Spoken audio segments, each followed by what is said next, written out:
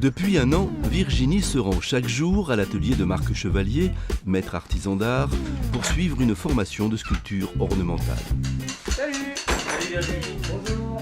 Après avoir quitté l'éducation nationale il y a 4 ans, elle a appris la taille de pierre à l'AFPA, puis l'a pratiquée dans une entreprise pendant 2 ans.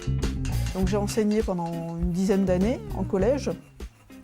Ça s'est bien passé, ça me plaisait mais sans plus en fait. Je ressentais quand même un manque et j'avais envie de revenir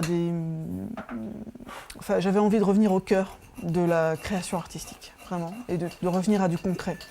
Les cheveux sont très bien réussis. Peut-être un recouvrement là sur l'œil qui est peut-être un peu important. Du fait qu'elle était prof de dessin avant, puis amateur d'art, et puis que bon, elle a senti que sa vocation était vraiment dans le domaine plus artistique, elle est particulièrement à l'aise, et moi je lui ai appris beaucoup plus de techniques qui lui a permis d'évoluer. Et bon, elle a fait des ouvrages en pierre et tout, elle se spécialise un peu vers le portrait, disons en argile, pour en tirer des plâtres ou faire des bronzes par la suite, et donc voilà. Ces 2 années comme salariée en entreprise lui ont permis d'obtenir la prise en charge du stage par le FONGECIF.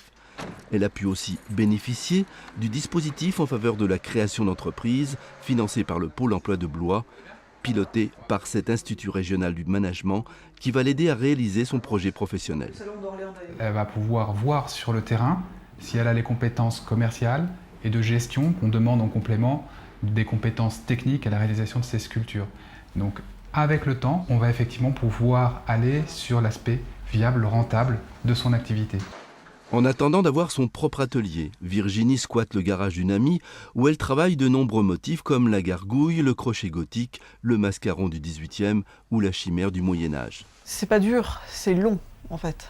Il y a des démarches administratives à faire, il faut être patient et une pierre après l'autre, on construit quelque chose, on avance. C'est intéressant, c'est vivifiant, ça m'oblige à me sentir en vie finalement. Là vraiment, je suis en train de me déployer, si vous voulez. Pour réussir sa reconversion, Virginie ne devrait pas rencontrer d'obstacles majeurs puisqu'elle bénéficie de soutien logistique. Reste à savoir si elle a réellement la fibre d'un chef d'entreprise.